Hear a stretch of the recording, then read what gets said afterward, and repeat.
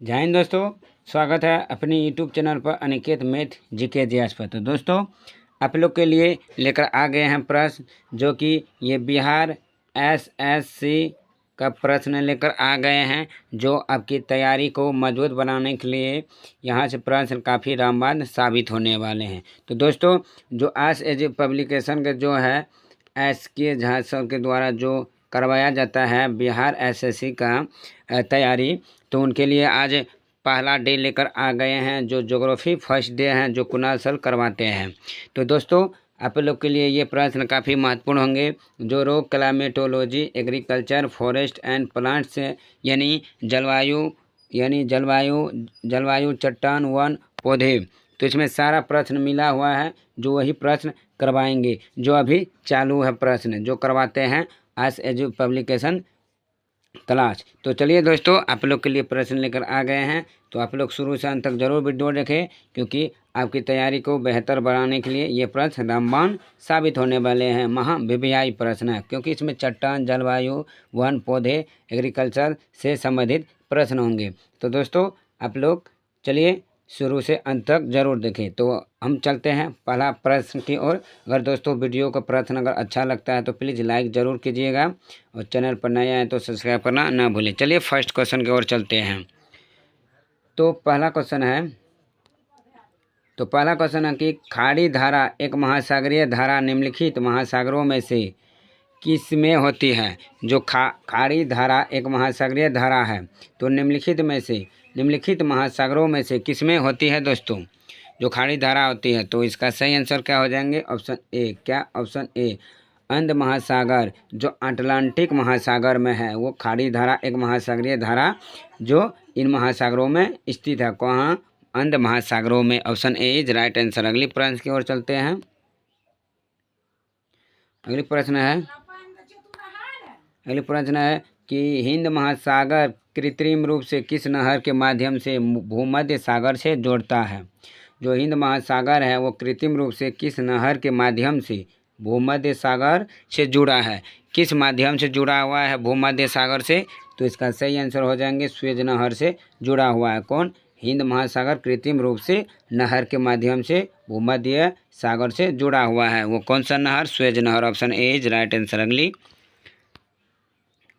अगली प्रश्न है कि सम्मिलित करना है कि नीचे दिए गए 1 और 2 से सम्मिलित कीजिए, और सूची के नीचे दिए गए कोड को लिखिए। जैसे भौगोलिक स्वरूप देश है और उसका सूची है। तो इसका आंसर आप लोग को दोस्तों ये आंसर, एक मिनट। तो दोस्तों, इसका आंसर होगा ए। तो आप लोग इसे बाद में भी देखकर मिलान कर लीजिएगा। अगली प्रश्न और बढ़ते हैं। अगली प्रश्न है कि स्क्वारिजिट कार्यान्वित होता है। तो क्वार्टजीट कार्यान्त्री होता है दोस्तों। तो किसमें क्वार्टर जीएटी होता है, कार्यान्त्री होता है? तो इसका आंसर हो जाएंगे ऑप्शन सी। कौन? ऑप्शन सी, बलुआ पत्थर से। किससे होता है कार्यान्त्री? बलुआ पत्थर से। जो क्वार्टर जीट कार्यान्त्री होता है, वो किससे होता है? बलुआ पत्थर से होता है। Option C is right answer. अगली है कि विश्व प्रसिद्ध लानोस घास स्थल निम्नलिखित महाद्वीपों में से किसमें स्थित है। कौन घास? लानो घास जो स्थल है, वह निम्नलिखित में से किस महाद्वीप में स्थित है? किसमें? तो इसका सही आंसर हो जाएंगे ऑप्शन बी, दक्षिण अमेरिका में स्थित है लानोस घास के स्थल। Option B is right answer. अगली है कि कक्र रेखा तथा मकर रेखा के बीच का क्षेत्र क्या है। जो कक्र रेखा और मकर रेखा के बीच का क्षेत्र क्या है दोस्तों? तो ये हो जाएंगे आपका उसमें कटिबंधन। कौन? उष्ण कटिबंधन। Option C is right answer. जो कक्र रेखा तथा मकर रेखा के बीच का क्षेत्र कहलाता है। Option C is right answer. अगली कि ओजोन के बारे में निम्नलिखित में से कौन सा कथन सत्य है। जो ओजोन के बारे में जो लिखा गया है, वो कौन सा कथन सत्य है दोस्तों? इसका सही आंसर क्या हो जाएंगे? इसका सही आंसर होगा ऑप्शन ए, सभी विकल्प। इसमें जितना भी विकल्प दिया गया है, ये सभी विकल्प सही है ओजोन के बारे में। Option A is right answer है। अगली कि एक पूर्णिमा और अगली पूर्णिमा के बीच की अवधि कितने दिनों से थोड़ी अधिक है। जो पहला पूर्णिमा और इससे अगली वाली जो पूर्णिमा होगी, उसके बीच की अवधि कितने दिनों से थोड़ी अधिक है, ये पूछ रहा है। कितनों दिनों से थोड़ी अधिक है? तो ये हो जाएंगे कितना? 29.5 दिन, यानी 29.5 दिन। 29.5 दिन। Option C is right answer. अगली है दोस्तों अगर ये बिहार एसएससी इंटर लेवल का ऑनलाइन टेस्ट देना चाहते हैं तो इसके लिए big booster app play store पर जा करके आप डाउनलोड कर लीजिए। वहाँ पर इसमें जितना भी प्रश्न करवाएंगे सारे प्रश्न का टेस्ट दे सकते हैं। चलिए दोस्तों अगली और चलते हैं प्रश्न की।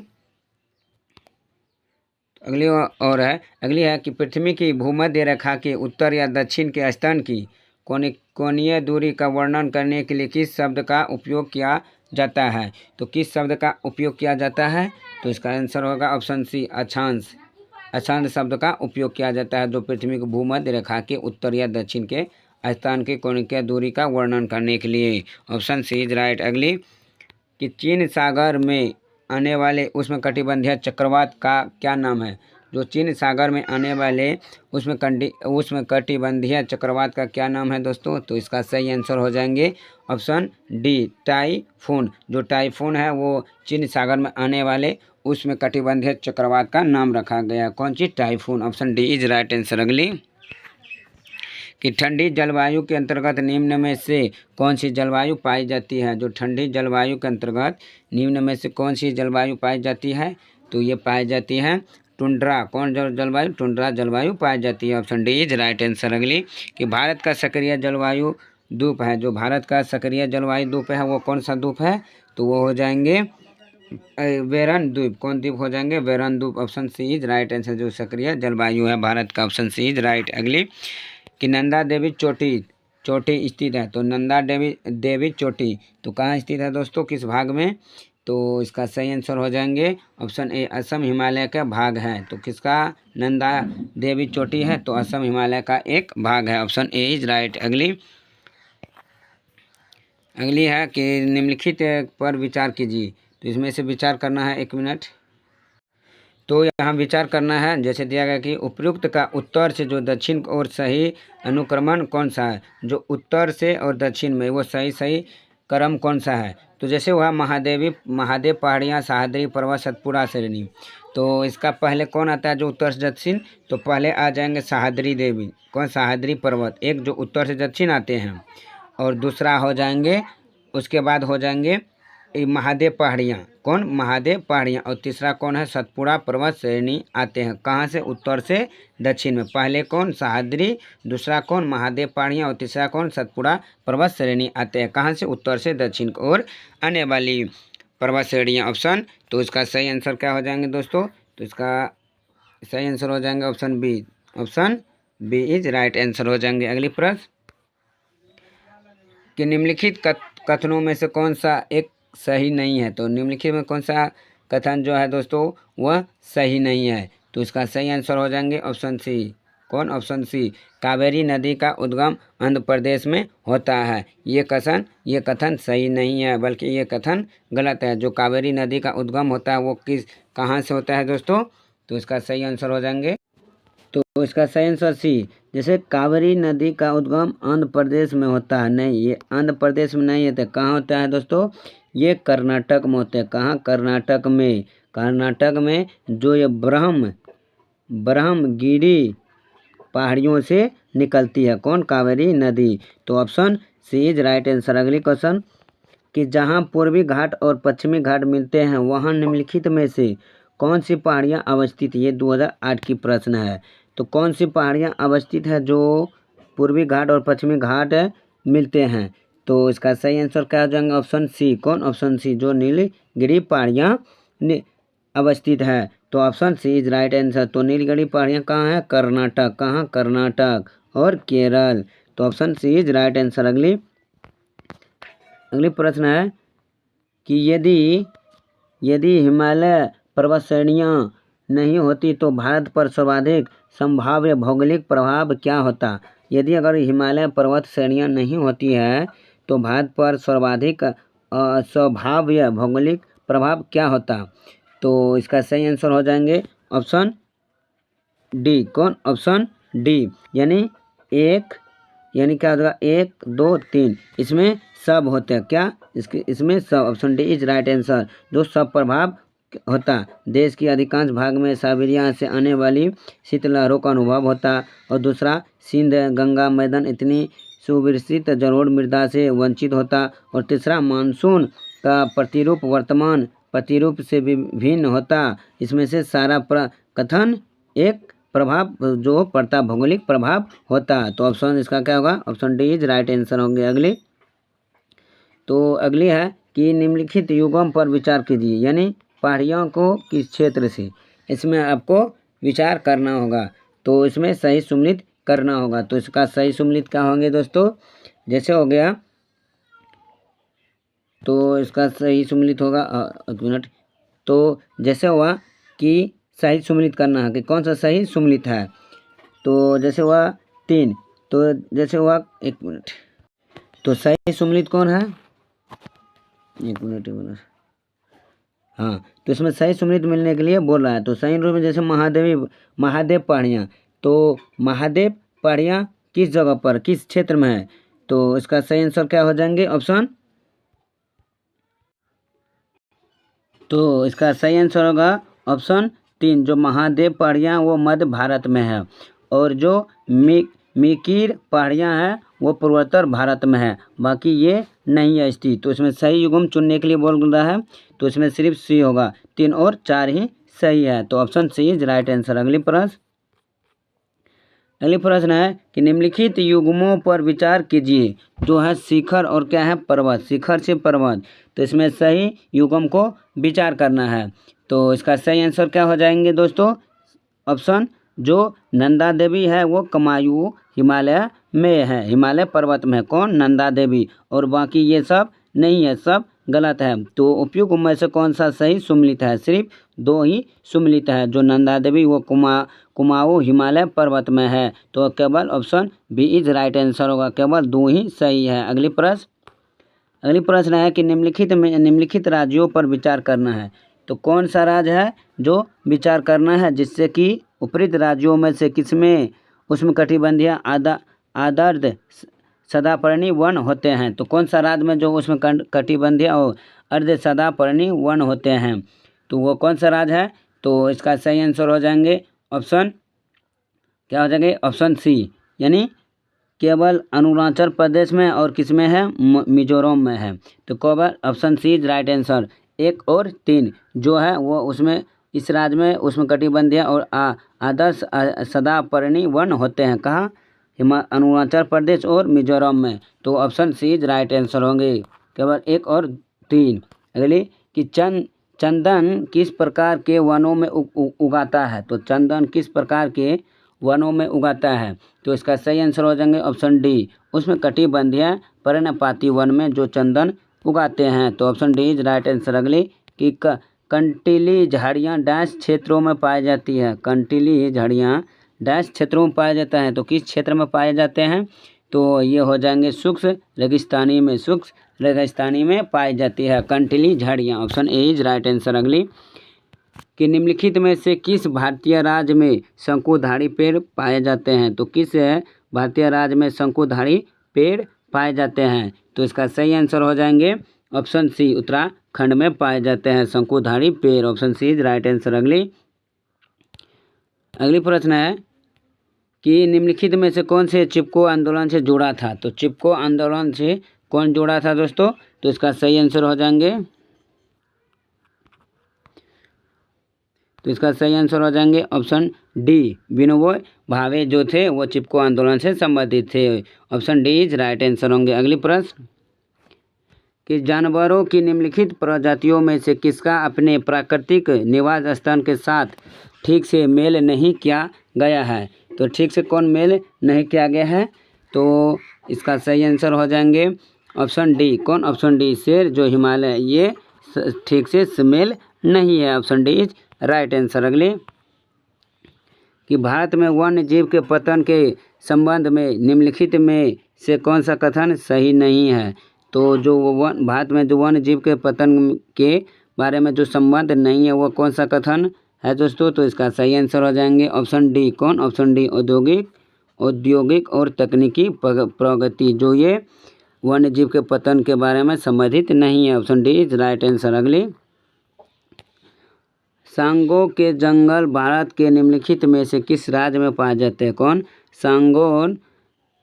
सागौन के जंगल भारत के निम्नलिखित में से किस राज्य में पाए जाते हैं।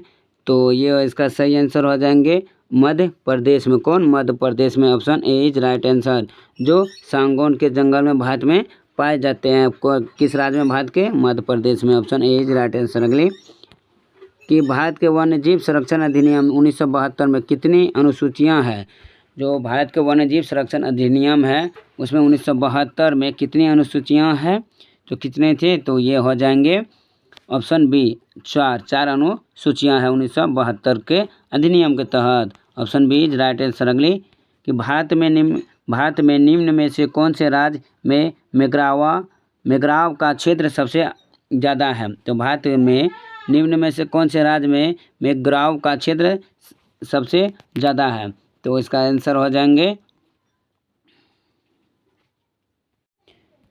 तो ऑप्शन डी। कौन? Option D is right answer, जो पश्चिम बंगाल में है। सॉरी, ऑप्शन बी होंगे। जो भारत में निम्न में से कौन से राज्य में मेघराव का क्षेत्र सबसे ज़्यादा है? तो वो आंध्र प्रदेश में। Option B is right answer. अगली प्रश्न कि एक स्थान जहां जानवरों को उनके प्राकृतिक आवास में संरक्षित किया जाता है तो क्या कहलाता है? एक स्थान जहां जानवरों को उनके प्राकृतिक आवास में संरक्षित किया जाता है तो वो क्या कहलाता है? तो ये हो जाएंगे वन्यजीव अभयारण्य। Option B is right answer. जो एक स्थान से जानवरों को उनके प्राकृतिक आवास में संरक्षित किया जाता है तो वो वन्यजीव अभयारण्य कहा जाता है। Option B. अगली कि लू एक प्रकार की डैश है। तो लू एक प्रकार की क्या है? तो ये गर्म हवा है। कौन? लू एक प्रकार की है। Option C is right answer. अगली कि मोहसिन राम पृथ्वी पर स्थित सर्वाधिक अर्ध स्तन है और यह डैश में स्थित है। तो ये कहाँ स्थित है मोहसिन राम? तो इसका सही आंसर हो जाएंगे ऑप्शन डी, खासी पहाड़ियों में स्थित है मौसमी Ram. Option D is right answer. जो अधिक वर्षा होती है कहाँ? मौसमी राम में होती है। तो ये किस पहाड़ियाँ? खासी पहाड़ियों के बीच। Option D is right. अगली कि भारत में आम्र वर्षा की घटना किस ऋतु से संबंधित है? भारत में आम्र वर्षा की घटना किस ऋतु से संबंधित है? तो ये हो जाएंगे ग्रीष्म ऋतु से संबंधित है भारत में आम्र वर्षा। Option B is right answer. अगले कि निम्नलिखित में से किस राज्य में आप काल बैसाखी का अनुभव करेंगे? तो किस राज्य में काल बैसाखी का अनुभव करेंगे? तो ये पश्चिम बंगाल में अनुभव करेंगे। Option C is right. अगली कि एक समान मानसून वर्ष के दौरान निम्न में से किस अवधि में मानसूनी हवाएं संवत पंजाब, पश्चिम उत्तर प्रदेश और हरियाणा में पहुंच जाती है? तो किस महीने में पहुंच जाते हैं मानसून? तो ये हो जाएंगे ऑप्शन बी, जुलाई के पहले सप्ताह में पहुंच जाते हैं। कहाँ मानसूनी हवा? पंजाब, पश्चिम उत्तर प्रदेश और हरियाणा में। Option B is right. अगली कि वायुमंडलीय दाब और वाष्पोत्सर्जन की एक दर की डैश होती है। जो वायुमंडलीय दाब और वाष्पोत्सर्जन की एक दूसरे के डैश होती है। तो एक दूसरे के क्या होती है? वायुमंडल और वाष्पोत्सर्जन। तो इसका सही आंसर हो जाएंगे ऑप्शन बी। ऑप्शन बी ऊपर आयुक्त कर्मानुपाती होती है। Option B is right answer. अगली कि भारतीय उपमहाद्वीप सामान्यतः इनमें से किस प्रकार की जलवायु के लिए प्रसिद्ध है? तो भारतीय उपमहाद्वीप सामान्यतः इनमें से किस प्रकार की जलवायु के लिए प्रसिद्ध है भारतीय उपमहाद्वीप? तो इसका सही आंसर हो जाएंगे ऑप्शन ए। कौन? ऑप्शन ए उष्णकटिबंधीय मानसून के लिए प्रसिद्ध है। Option A is right answer. अगली कि भारत में पश्चिमी चक्रवातीय विक्षोभ सर्दियों के महीने के दौरान होने वाली मौसमीय घटनाएं हैं जो डैश से आने वाली पश्चिमी प्रभाव से आती है। तो पश्चिमी प्रभाव से आती है तो कहाँ से आती है? जो पश्चिमी चक्रवातीय विक्षोभ सर्दियों के महीने के दौरान जो मौसमी घटनाएं हैं। तो इसका सही आंसर हो जाएंगे तो ऑप्शन सी हो जाएंगे। कौन? भूमध्य सागरीय क्षेत्र से आते हैं। तो option C is right answer. अगले कि निम्न में से कौन सा कारक भारतीय जलवायु को प्रत्यक्ष रूप से प्रभावित नहीं करता है? तो कौन सा कारक जो भारतीय जलवायु के प्रत्यक्ष रूप से प्रभावित नहीं करती है? तो ये हो जाएंगे यूरोपीय देश में बर्फबारी। तो ये प्रभावित नहीं करती है भारतीय जलवायु को। Option A is right answer. अगली कि निम्नलिखित में से कौन सी वायुमंडलीय मंडल की सबसे ऊपरी परत है। तो वायुमंडल की सबसे ऊपरी परत को हम क्या कहते हैं, तो इसे कहते हैं ब्राहिमंडल कहते हैं, ब्राहिमंडल कहते हैं ऊपरी परत वायुमंडल का। Option C is right. अगली कि गेहूं की अच्छी खेती के लिए निम्नलिखित में से कौन सा पारिस्थितिक समुच्चय आवश्यक है। किसके लिए, गेहूं खेती के लिए कौन सा समुच्चय परिस्थिति आवश्यक है, तो ये हो जाएंगे मध्यम ताप और मध्यम वर्षा, जो ये अच्छी खेती के लिए प्रसिद्ध है। Option A is right answer. अगली कि निम्नलिखित में से किस एक खेती पौधा का प्रतिरोपण करके की जाती है। तो निम्नलिखित में किस एक खेती है जो पौधों का प्रतिरोपण करके की जाती है। तो इसका सही आंसर हो जाएंगे ऑप्शन सी, किसका, प्याज का खेती करके। Option C is right answer. अगली कि निम्नलिखित में से कौन पर्यावरण के नुकसान नहीं पहुंचाने वाली कृषि प्रक्रिया है। तो निम्नलिखित में से कौन पर्यावरण को नुकसान नहीं पहुंचाने वाली कृषि प्रक्रिया है, तो ये हो जाएंगे जैविक कृषि। जो जैविक कृषि है ये पर्यावरण को नुकसान नहीं पहुंचाता है। तो option A is right answer. अगली